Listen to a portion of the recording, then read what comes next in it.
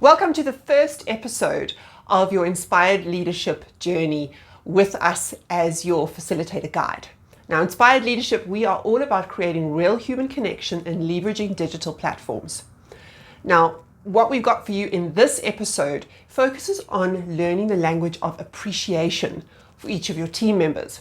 Now, appreciation is not just your responsibility as a manager, it is also the responsibility of people in the team to notice, recognize, and appreciate each other. But we can go wrong if we use the wrong language. So, for example, if I speak fluent French and you don't understand French, then it doesn't matter how much I speak it, you still aren't magically going to know what I'm talking about. So this is an opportunity for us to learn the language of the other person so that we can speak their language and it becomes more meaningful. So in this pack, what you have is some conversation guide, so a quick guide to help you, the facilitator, lead the conversation. We also have some PowerPoint slides, which you can use as a backdrop if you're using a virtual platform like Teams or Zoom or any of the others, Google Hangouts. So there's two resources for you, and then this video to help you as the facilitator lead this conversation. So let's dive in. What you'd start with at the beginning is a heads up email. So we've put that into the facilitator notes for you, just to give your team a bit of a heads up that they're going to experience a different conversation in the next team meeting. When they join the teams, set a warm and welcoming tone. In other words, hey John, welcome, it's great to see you. Jump on your camera, please. We would love you to be on camera in our team meeting this month. As I mentioned, it's going to be a bit different, so jump on camera, please. So you just keep that tone going, but you do need to keep it warm. Otherwise, if there's dead, stony silence, it sets the tone as this is going to be a dead, stony, silent meeting. And it isn't. This is a different one.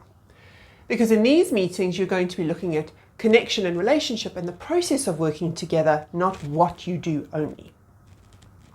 Once you've set the tone, you can make use of the notes to then talk a little bit about appreciation, why we need to appreciate each other, the impact it has on you as an individual when you feel like somebody appreciates the work that you do, whatever it is, and what the context of these 5 languages of appreciation.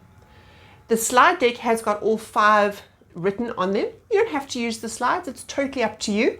You can just use the notes and just speak about it.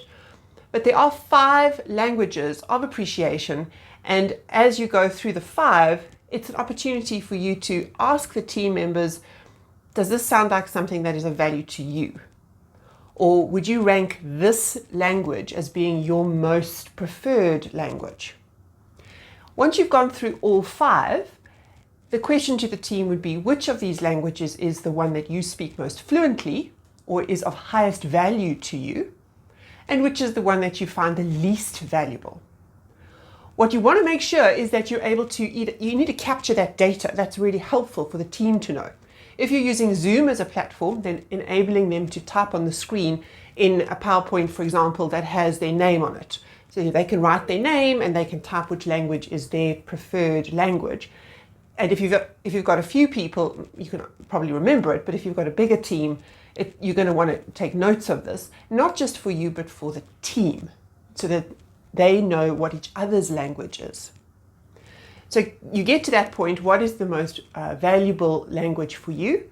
And then that's a challenge. You conclude this exercise by going, okay guys, now that we know everybody else's language, let's try and speak that. And how would we do that?